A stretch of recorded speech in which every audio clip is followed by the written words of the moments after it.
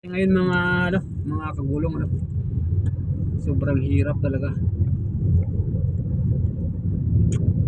Dati-dati kumikita kami mga kagulong, mga taxi drivers kumikita. Pero ngayon mga kagulong, grabe ang hirap talaga.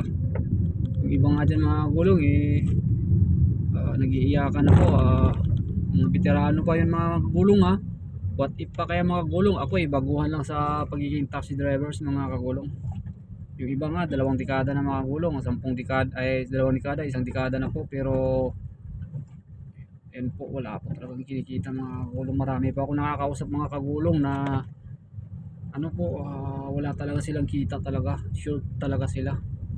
Hirap mga kagulong, biruin mo mga kagulong, 24 oras ka sa kalsada mga kagulong, minsan hindi ka pa natutulog tapos wala kang kinikita, di ba?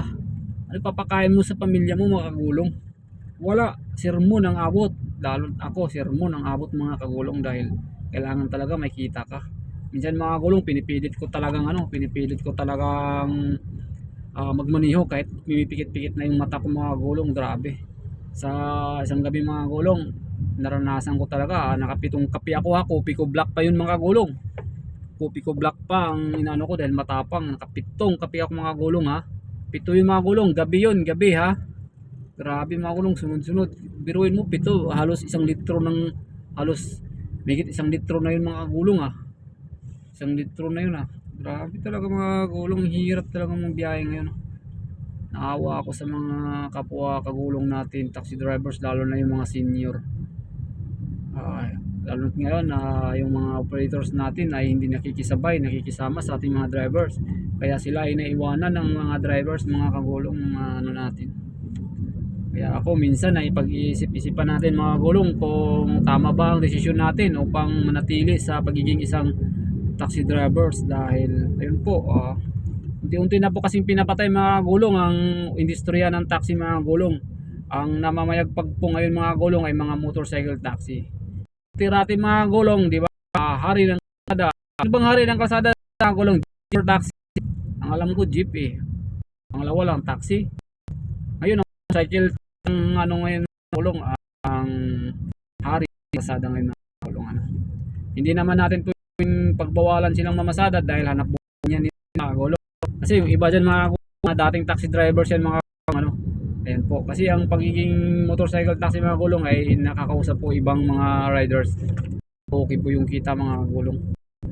Kakaisang din po sila mga gulong. Part time lang po yun mga gulong. Hindi po siya full time sa pagiging motorcycle taxi. Ayan po. Pero lubang delikado po ang pagiging motorcycle taxi mga kagulong dahil po sa EDSA C5, lalo na pong ganyan, mabibilis pong sakyan, lalo pong madaling araw mga kagulong Tignan nyo mga kagulong, nandito po ako sa EDSA Cubao sa may mga bus terminal pero wala pong pumapara. Ang dami pong taxi ngayon dito na walang laman mga kagulong pero nagtsatsaga po tayong umikot-ikot po para tayo po ay matustusan po natin ang pangangailangan ng ating pamilya mga kagulong. Yun po ang kailangan natin. Sa hirap ang buhay ngayon mga kagulong, kailangan po tayo magsipag mga kagulong. O kagulong, halos mayak-iyak na ako mga kagulong halos walang wala po talaga mga kagulong. Ang dami-dami kong nakausap mga taxi drivers mga kagulong na ayun po, hirap po talaga ng biyahe. Yan pa na tayo mga kagulong, dito na tayo sa pag-itwi tayo mga kagulong. Tayo ay pipila doon na sakaling mabigyan tayo ng pasahero mga kagulong Ayan po, sa daming angkas. Angkas, ayun angkas, move it, joyride. Grabe yun Hirap talaga. Pati mga grabgar mga kagulong, wala na po nga daw kinikita. May nakakausap nga ako Ang hirap din ng biyahe nila.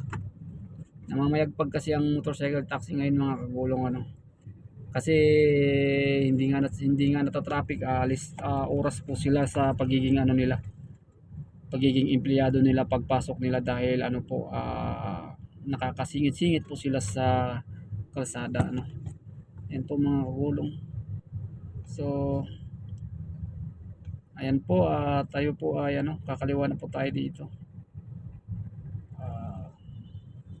Maraming salamat lahat mga kagulong, sa lahat po ng mga viewers natin, sa lahat po ng mga bagong followers po natin mga kagulong. Ano po, sana po ay nasa malulusog po kayong katawan at nasa mabuti po kayong kalusugan mga kagulong.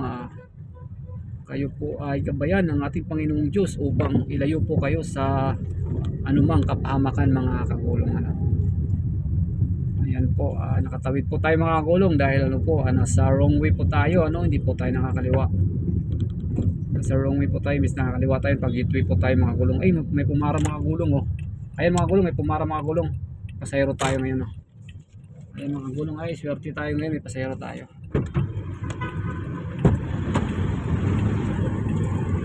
Makati may Saan po kayo ma'am? Makati sa may Rostams. Makati. Sige po.